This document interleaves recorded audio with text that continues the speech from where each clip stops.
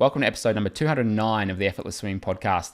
My guest today is none other than Phil Clayton, and Phil was a professional Ironman, Surf Ironman Competitor. Welcome to the Effortless Swimming Podcast. My guest today is Phil Clayton. G'day, Phil. Yeah, real good. Thanks, Brenton. How are you? Yeah, good, thank you. I wanted to get you on the podcast because we met, I don't know if it was a year ago or 2 years ago. It goes very quickly, but you're a professional swim coach and you work primarily with people in the ocean, and your background is as a Surf Ironman athlete. Very lot of achievements in that area, and also as a Surf Ironman coach and now a lot of swimming. And one of the things that I come across with the athletes that I coach is transferring that speed from the pool into the open water is a different story sometimes. So I thought you would be a great guest to get on and to talk about how people can go about that. So just for the listeners, what's your background in Surf Ironman and then swimming? It's quite long. I started in Wollongong under Rick and Ron McKeon. I swam with them for quite a few years. I then moved into professional Ironman series, the Uncle Tobys and the Kellogg's, and moved to the Gold Coast and then started training under Dennis Cottrell, who was my last swim coach there for most of the years. From that, I competed as a professional athlete for about 15 years and then moved into the industry of surf coaching. I was head coach at Kurrawa Surf Club and just recently finished as head coach at Burleigh Heads Surf Club. From that, I realised when COVID started that there was a great market for people that actually wanted to jump out and try open water swimming when all the pools were shut. A really close friend of mine, Ty Dowker, runs the Australia Day Australia Day Run Swim event up here on the Gold Coast. And he had just a little group that was doing early morning training, and we combined and we worked together, and it took off like a rocket. So my business has gone from zero to hero, and at the moment we've got about 6 different sections. It ranges from teaching people how to conquer their fear about getting in the ocean, how to actually read the ocean. Then I do swimming in the creek. Then we do swim escapes, where we just got back from Hamilton Island with 30 people, where we swim at different locations. And then this Monday I start my new adult learn to swim in Tallebudgera Creek, which is, I didn't realise there's so many people out there, one, that are afraid of the ocean, two, that want to conquer their fear and jump in it, but three, have never really been taught how to swim. And there's only really pools that are available to teach people the basics. So my business is growing. We're having a great time doing it. We're learning as we go, and it's a lot of fun.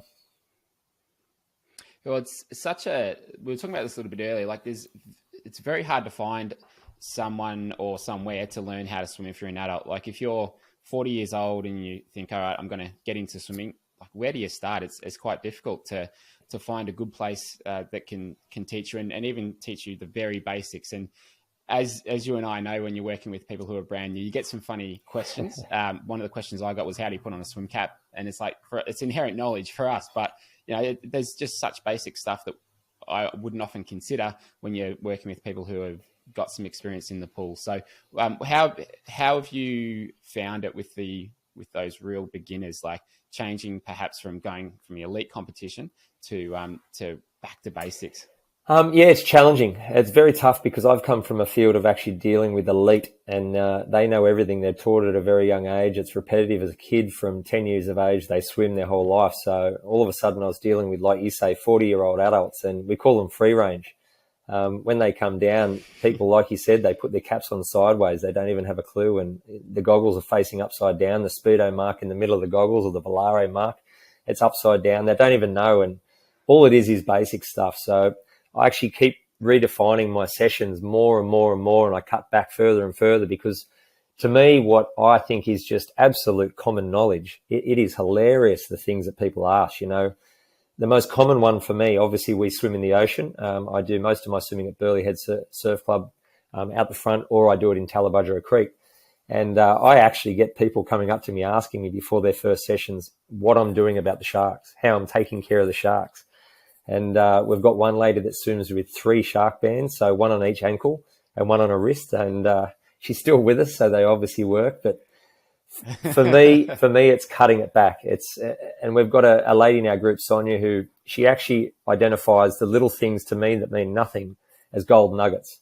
And every session, I hopefully give out 1, 2, or 3 golden nuggets that they can take away and put it in their toolbox and use it every time they swim. Yeah, it's and often, and that's what I've found in the last like 6 or 7 years that I've been running clinics. The simplest possible version of it is the best. Like we started with a heap of content. It's like I can't fit everything in, and then the more you do it, the more you work with people, you start to whittle it down until what's really essential. And so if they come away with one or two things, it's that they remember it, and then they can build upon it the next For session. me, it's been tough because as a head coach of a surf club, you're not only running the kids, you're running the surf club. There's so much back end work to do, and it's all about structure and preparation. So you write your year program, you work backwards from the carnivals. And with this, I'll have a 4-week program written up for my swimmers. Mate, it goes out the door when I get down there, and there's this howling tide coming in. There's a sandbank halfway through the course. So it's about evolving and learning as you go, and you've actually got to play with it. And then the second part of that is the different abilities. So I don't judge. I don't care what level of ability you are. I'll let anyone come along, and if you can't swim, well, then I'll ask you to put fins on.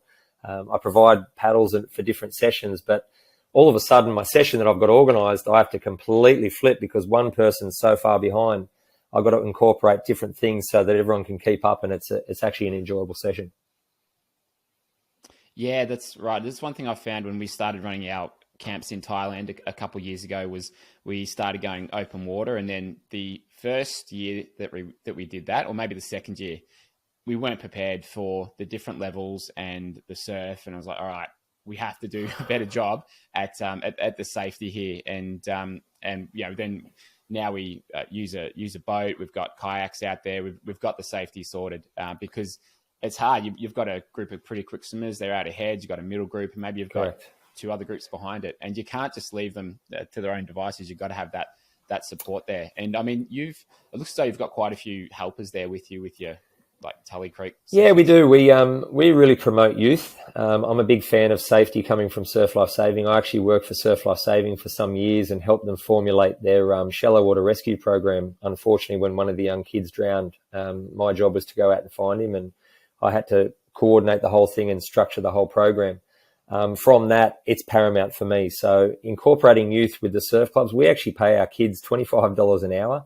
They love it. They get cash on the day, and we usually have 4 in. So we work off the ratio of 8 to 1, depending on our numbers. And we follow the guidelines of Surf Life Saving, and it's really comforting. And we actually get people come from other swim groups that rock up to have a swim, and they say, how comforting it is that we're out the back.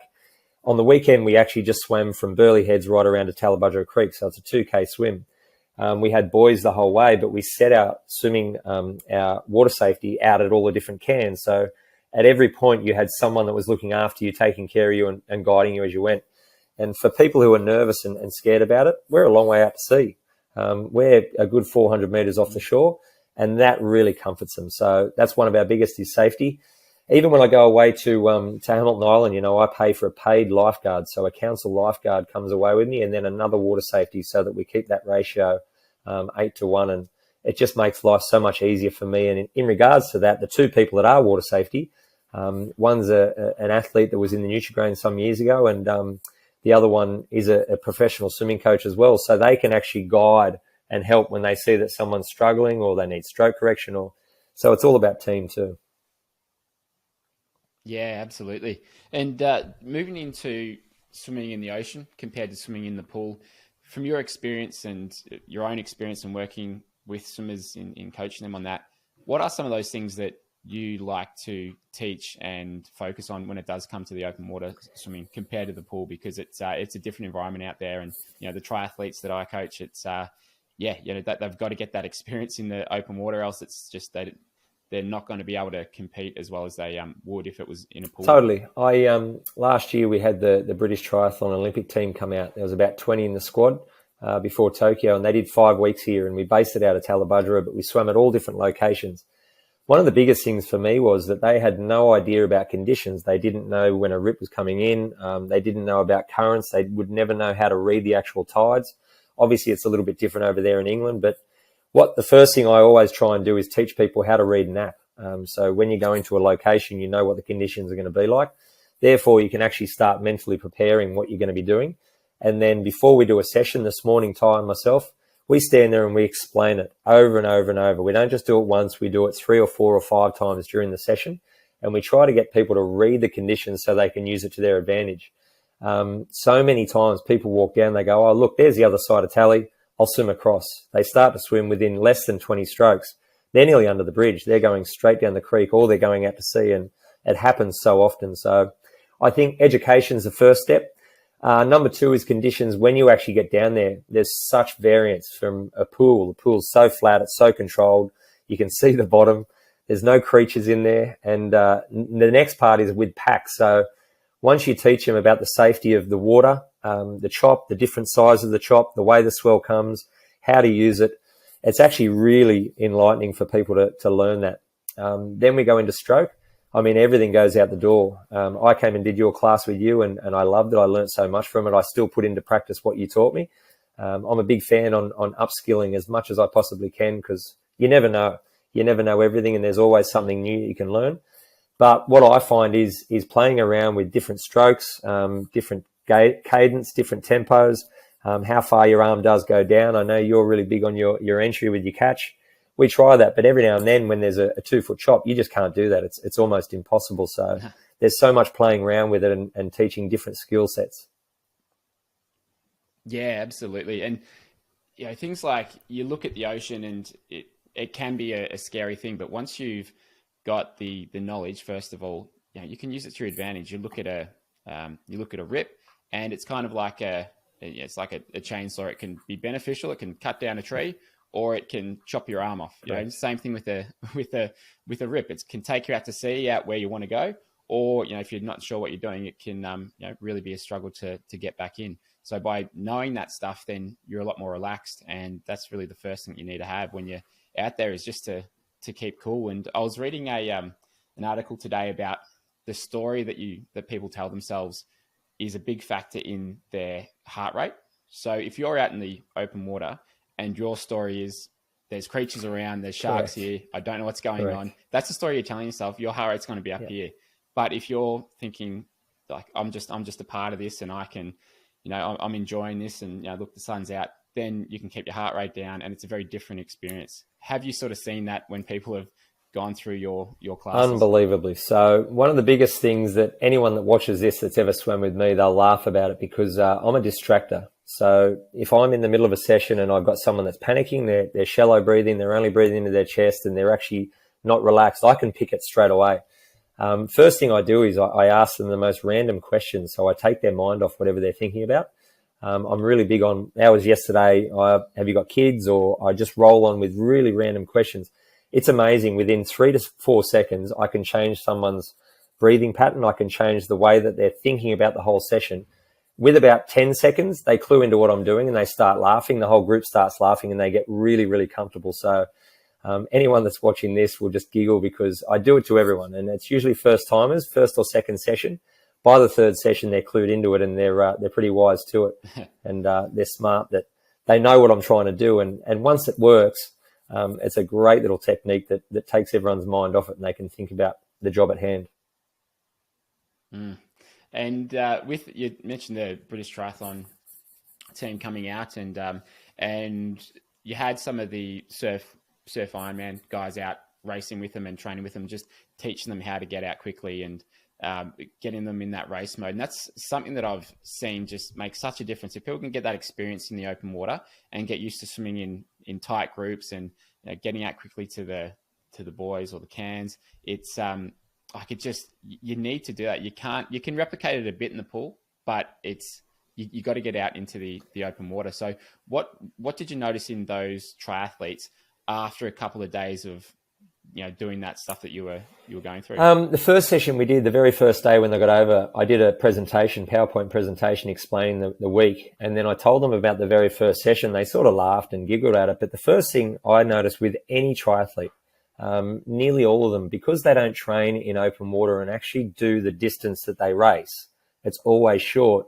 First thing that goes is their shoulders. So most people train in the pool, they tumble turn, their arms get a rest every time they tumble turn. If you throw someone straight into a 750 or a 1500 meter swim straight off the bat, it really rattles them. So it's about repetitious. And these guys just weren't doing that. They were jumping into a lake and they were doing a quick little sprint. They were never really guiding themselves over the distance that they were racing. Obviously, as a coach, you go over the distance so that you're comfortable doing that shorter distance. And our first day, I introduced them to Verley, funny story, and Alex Shee, that just got second at the Olympics, he actually got really seasick. So he was out the back vomiting. He went bright green, and we swam all the way down to North Burleigh, and the first swim back was a 2K swim, and it was as you feel, and it was very funny to watch what happened. Some people went out on their own. Other people stuck as close as I've ever seen someone stick because they kept looking at the bottom, like we were talking about before, the panic. And we repeated that over and over. And by the end of the 5 weeks, it was amazing the difference. They were swimming tight-knit. They were really close next to each other. They actually had a plan rather than just jumping in and going as hard as they could for as long as they could. They set out a plan within that actual distance. So they knew that Tom Bishop, for instance, he would always stand on the start and let everyone go. I couldn't believe it. I was just flabbergasted. And he said, "Oh, that's my race plan. You know, I want to let them go and then I'll work my way back." And I just couldn't believe that. I thought that's just absolutely crazy. So we threw him in the deep end, and I'd make him lead and have everyone come over the top of him. And he realised that it actually isn't that bad once you're up in front. Yes, there's argy-bargy, but it was just the different scenarios that they weren't used to. They weren't replicating what they raced in. So we did it over and over and over again, and they loved it. We had a great time. One of their favourite sessions, we would put shoes on and swim across Tallabudgera Creek and then race over the bridge back. But the rules were we had to be touching. So everyone in the group had to be really tight, really close. And it was just about pack swimming and learning that fear of actually being in the water and clashing with friends. And when you've got shoes on, you learn really quickly about streamline. And then you're actually got to wade. So the end of a triathlete's race getting out of the water, it's amazing how many people swim to the ramp and they stop about a body length before it. Their feet drop. Then they've got to take another 4 strokes just to get out of the water. So the little finer things is what we worked on, and they loved it. We had a great time. Yeah, it's interesting about his race strategy. Like even at that level, it's like I'd give that race strategy to someone who is just looking to survive the swim, you know, their first couple of triathlons. But at that level, no, you want to have them, you know, be at least confident enough to try and get in some sort of pack in the beginning, and then build from there.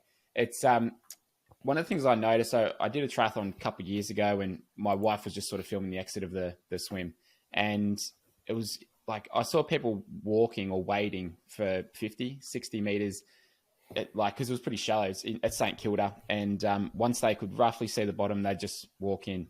Same thing. If you can just keep swimming in until you can like almost touch the bottom, then you can porpoise and dolphin dive. But you're right. It's all these little things that you can save so much time. And one of the things that I tell my athletes is like, you put in so much effort, so much time in trying to get your 100 pace down 1 or 2 or 3 seconds. But there's these other little things that might save you a minute in a race. It's like, you know, sliding, swimming straight, that kind of thing. There's all these things that we sometimes forget to factor in. You're going to laugh at this. I've just had a new client come over from a triathlon company. He has joined from Brisbane. He drives down, wonderful guy, is loving what we're doing. Anyway, he's been doing triathlon for some years, and his approach to the swim was he just hated the swim. It wasn't a good part of it. Could run well, could cycle well, but just didn't enjoy it. So he's been with us for about 5 weeks now. This is the greatest PB in history, and I'm not bragging, but he had a 45-minute PB. So 45 minutes. So his normal triathlon race was just the gun would go bang. He'd let everyone go. He'd walk in.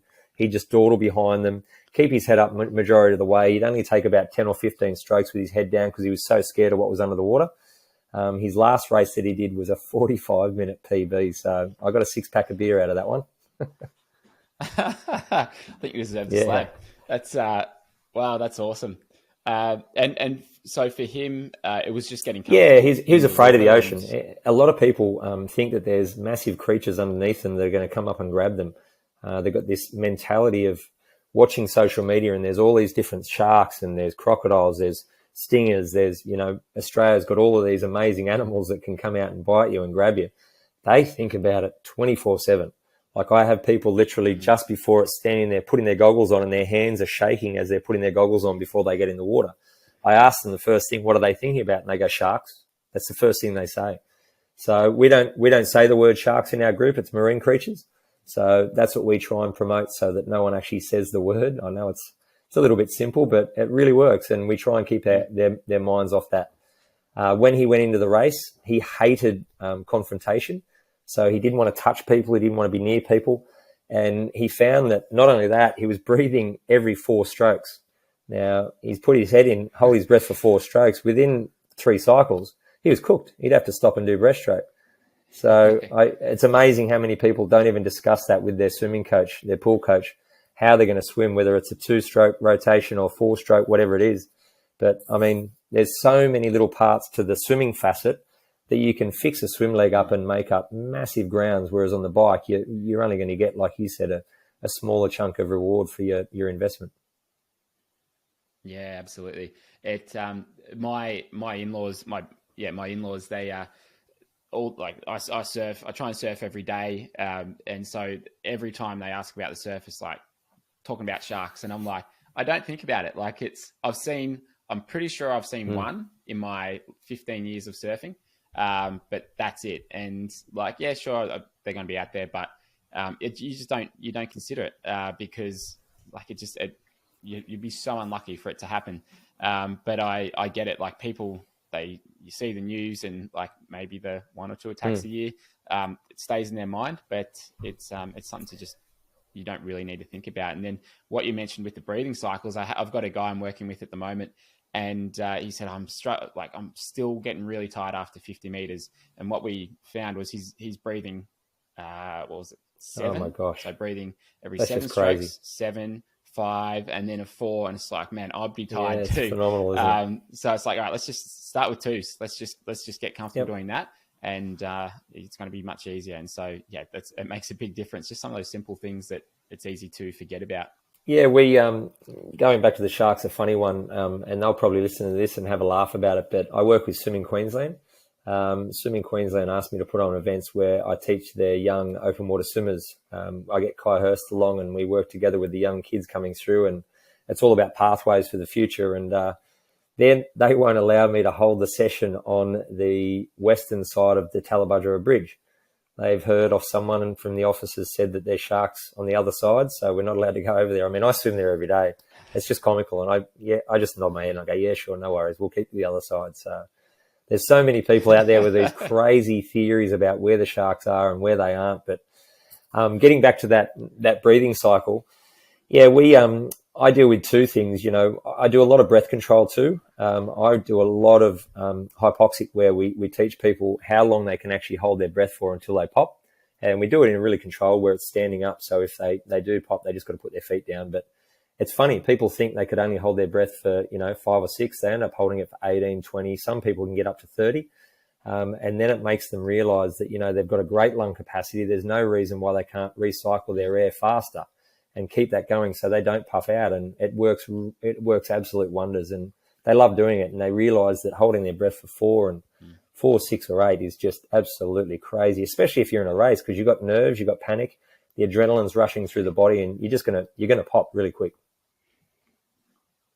Such a common thing that I get from people is like I'm breathing every 3, and it's just like I'm getting pretty tired. It's like, and they're breathing every 3 because they're told bilateral's the way to go, and it's a skill you can have. Can we discuss this? I'd like to find out off you being the swim coach. Let's talk about it, because a lot of my guys have the same issue. Me personally, I worked with Dennis Cottrell for years, and he tried to do a little bit of bilateral with me, but he realized very early on that I just couldn't do it. I felt really uncomfortable. My left-hand side, every time I breathe, it's sore on my neck. I'm really comfortable with my right, so I've stuck with that my whole career. I pass on the same knowledge that Dennis taught me. What's your thoughts on that?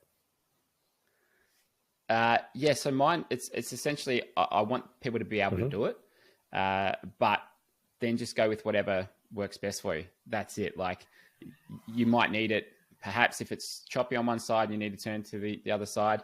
And if you are comfortable with it, then do a little bit of bilateral. Me personally, I'm normally like 30% to my non-preferred side during training, 70% to the other.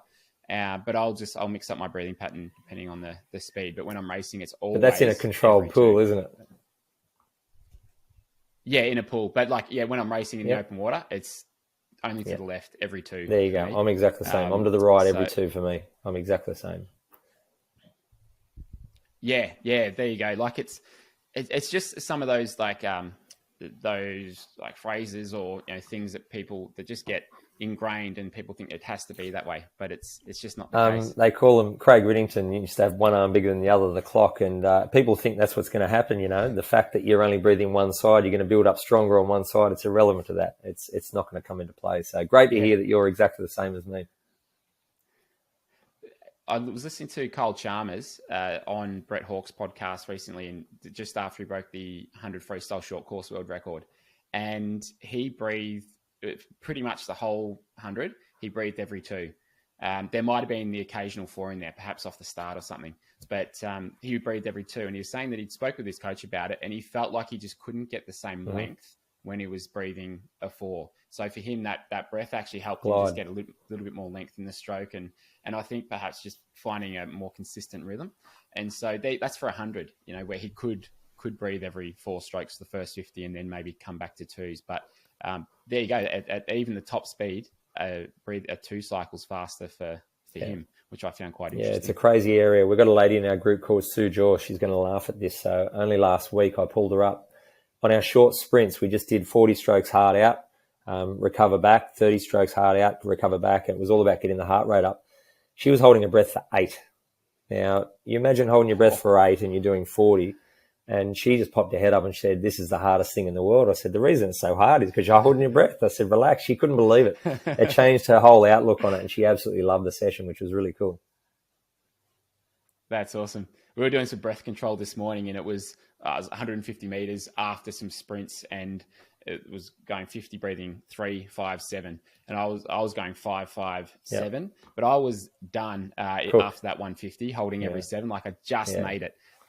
Because my heart rate was up, and if I'm going easy and I got rest in between, I can go longer than that. But it just goes to show, if there's any sort of effort in there, get the air in. That's the one thing I love about that set you're talking about there is what it does is it takes you away from all of the biomechanics of swimming. The reason being is that when I try and teach people swimming, there is so much to flood them with. It's crazy. So keep it simple, keep it streamlined. But when we do that is they are concentrating so hard on their breath that they forget about everything. There's no worries about the creatures. There's no worries about anything because they're so worked up about holding their breath.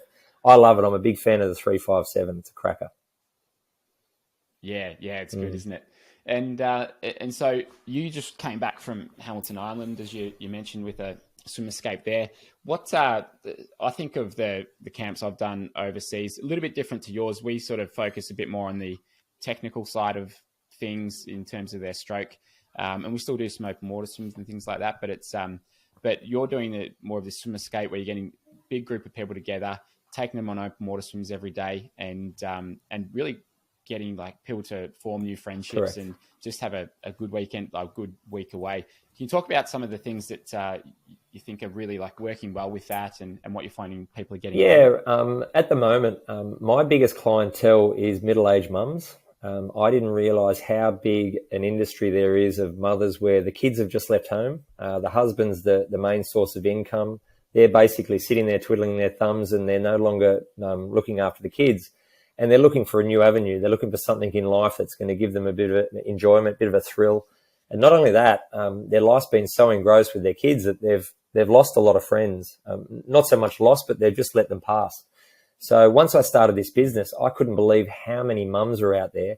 And my group's 90% full of middle-aged mums. And what I try to do is I try to bring people together. And when they come together, we call it the like-minded community and a tribe.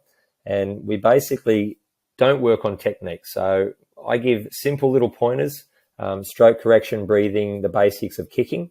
But I'm not there to turn them into Olympic swimmers. I'm there to create a community where people absolutely love it and they have a great time. So, for instance, our trip away to Hamilton Island, we did 2 this year. Our first one, which was June, we took 60 people up there. That was a 4-day budget trip where we swam everything out at the front of Hamilton Island, and every day our job as a coach was to not mingle with them during the day, but only swim with them at the group so that they actually, I'm a bit of a larrikin, a bit of a clown, and I like to have fun. So once I step back, they all start to form their relationships and become friends. From that group of 60 in June, we had about 6 or 7 re-signed for November. They loved it that much. This one was a deluxe swim. So we went up there, and the first day we went out on an 82-foot Sunseeker yacht, the same yacht that George Clooney booked the day after us. It was a pretty cool little thing to throw in there. But we swam over it. We were meant to swim at Whitehaven. The weather was really bad, so they took us to Chance Bay, and we swam 4 kilometres along this amazing backdrop cliff. And my rule as a coach is that we shouldn't swim anything further than 400 or 500 metres at any time. One, because I want the tailenders to catch up. I openly offered fins to anyone, and out of our group of 30, there would have been probably 15 that took fins just because they wanted to enjoy it. On the swim, we see turtles, we see fish, we saw coral, we see absolutely everything. We have a jet ski that follows us the whole time. Steve, our water safety, he's at the back with a rescue tube as well. I swim around the group the whole time, so I lead with my green bubble and play around and have a chat with everyone. After that, we go back to the boat and have lunch on the boat. The following day, we actually swam down Hills Inlet. So if anyone's seen Whitehaven, we actually swam down the river. We got right on the inside, and the boat comes right in and picks us up on the inside, which is, I've been wanting to do it for years and just never had the opportunity. And to be able to do that, it's just phenomenal. The water quality, the way that the tide moves in, there's no one around. You're at your own place there because everyone stays up at the front. So we had the whole creek to ourselves, and it was a phenomenal, life-changing swim. What I also try to do is I finish a lot of my swims off with a race. So once we finish the 2 days of hard swimming, we then back it off and we do real simple sessions off the front of Cat's Eye Beach, and we make it fun. A couple of relays if we need to. We looked at turtles. It's amazing how many turtles are at Hamilton Island. And then the Sunday is the Hamilton Island Ocean Swim. For me, as a coach and training people that are, first off, they're afraid of the ocean. Number 2, they think they can't swim. And the fact that they actually get there and they either do the 750 or the 2K race, it's a really invigorating moment for me. I jumped in and actually had a swim. My son was in it as well. So it's the first time I raced my son. He actually won the Open. He won the overall thing, which was pretty exciting for me. And I saw that, yeah. I got a bit emotional. I got a bit teary towards the end. My wife was there screaming, and I crossed the line, and he's got the one finger up. I couldn't believe it. So, but for me, more than anything, I had 2 or 3 ladies that didn't want to enter the race, and I said, "Look, you don't have to enter the race. It's not pressured to do it, but I'm confident you'll love it if you actually did it." I had one lady, Chris from Tasmania. She did it, and when we started about 8 months ago, she couldn't take 6 strokes without standing up and stopping. So from 8 months, we got her into the 7-week, a 750 swim, and she swam the whole 750 without fins to the beach and stood up and bawled her eyes out. She just couldn't believe it. She's hugging me, I'm hugging her, everyone's crying, and I'm just about to race, and it was the most emotional race. It was so wonderful to see. So for me, it's about creating a tribe, creating a community. I love learning off you and getting different things, but it's not so much about passing that on. It's about having fun. It's about enjoying it and creating memories for life. Yeah, absolutely. It's I've just found running the camps that we do, it's that community and tribe. Like we have people come back each year, and like you just when you spend that long together and you go through those sessions, and like people, that's what I found in terms of like my swimming friends growing up. Like when you're in there, you're all working hard, Correct. You're all like-minded. You make such different friendships, I think, than you do through other things, because you've got that sort of group work ethic and blood, sweat, and tears. The thing that amazed me is at the end of every single swim. So we swam, I think it was 7 times over the 6 days that we were there, not including the race or the pre-race prep. But at the end of every session, they clap and cheer and they hug each other. If someone's a long way behind on one of the swimming efforts and it takes them a little bit longer to get in, without me even cueing them, they'll turn around and the whole team will start cheering them on and clapping. And when they get in, 1 or 2 of the girls will go over and hug them and tell them how great a job they've done. So it's really self-encouraging, and to sit back and watch a little community that you've created do that, it's awe-inspiring. Yeah, it's so good. Like, and again, like where else do you get that? Probably not many places. As an adult, you get it with kids. They've got their sporting clubs, they've got their school stuff going on.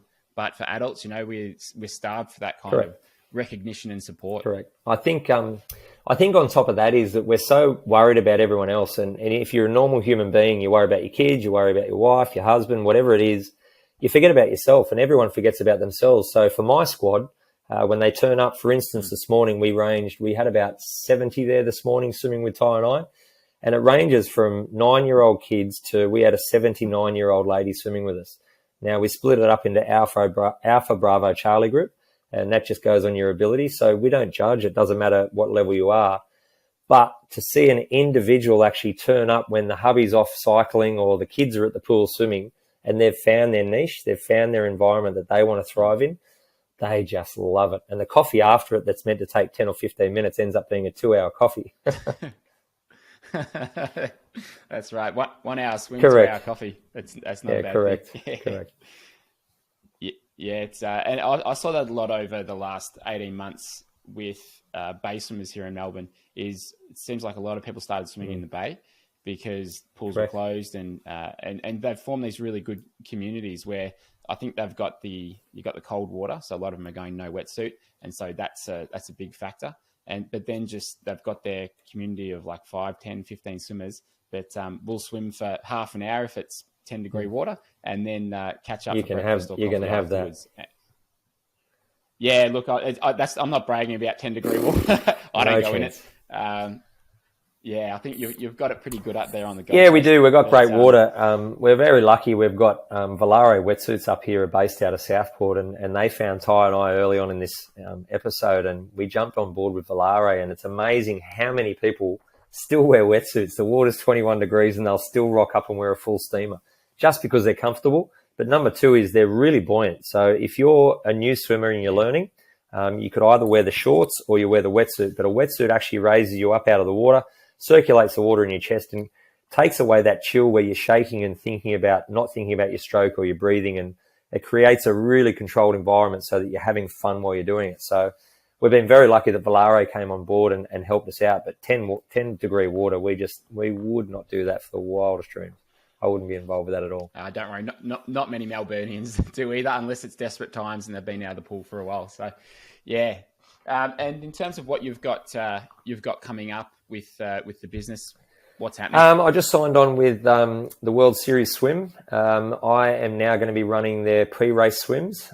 So before Noosa, before Bondi, I don't know about Portsea. We don't think we're going to get down to Portsea, but my goal there is to jump in and actually help people conquer that fear and know what they're doing. So at Noosa last year when they ran it, I took 50 people up there for a swim escape, and it was really obvious, my group, when I told them where to go in, how to turn the buoy, what to sight, it was obvious that my group was really having a great run and a great line in the water. So had a chat with them, and they've let me come on board. So I run 2 sessions before each one of those, a 9 o'clock and a 4 o'clock session.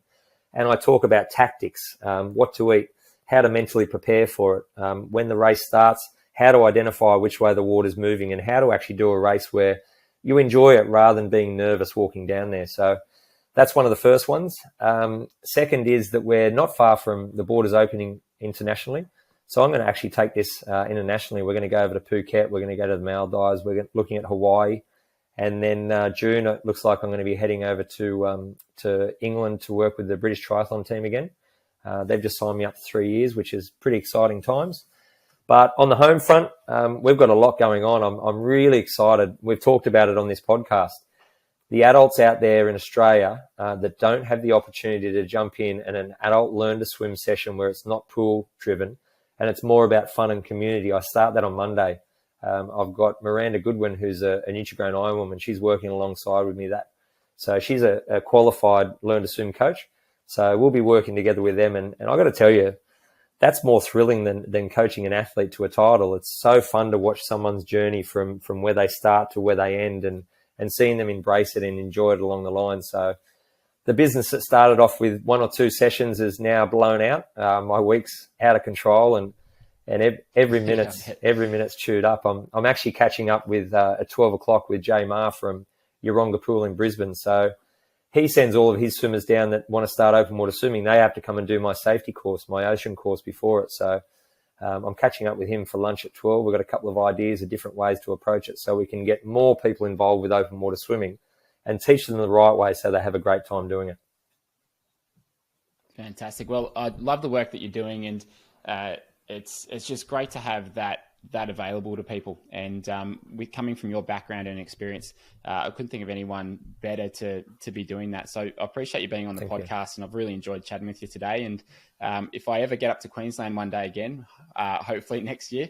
Yeah, certainly would. I'd love to jump in and do the course again. You know, upskilling is a massive part of coaching. I'm a huge fan of it. I also love what you're doing online, and all your videos, all your podcasts. Great to jump on. And for any coach out there, it's just so easy to watch and listen to the finer little things that you do that make such a difference for anyone swimming. So thanks for having me on. If anyone wants to reach me, they can reach me at philclaytonandco.com. We're open to everyone. We've got a lot of different things on the website, and have a scroll through, and hopefully I can get out there and help more swimmers get involved with open water swimming. Yeah, thank you. And we'll put those in the show notes. And when people see the drone shots from Tully Creek and some of those shots from Hamilton Island, I don't think you'll need much persuasion to get them along. It's awesome. So thanks again, Phil. And appreciate Thanks, the Brandon. chat. Talk soon.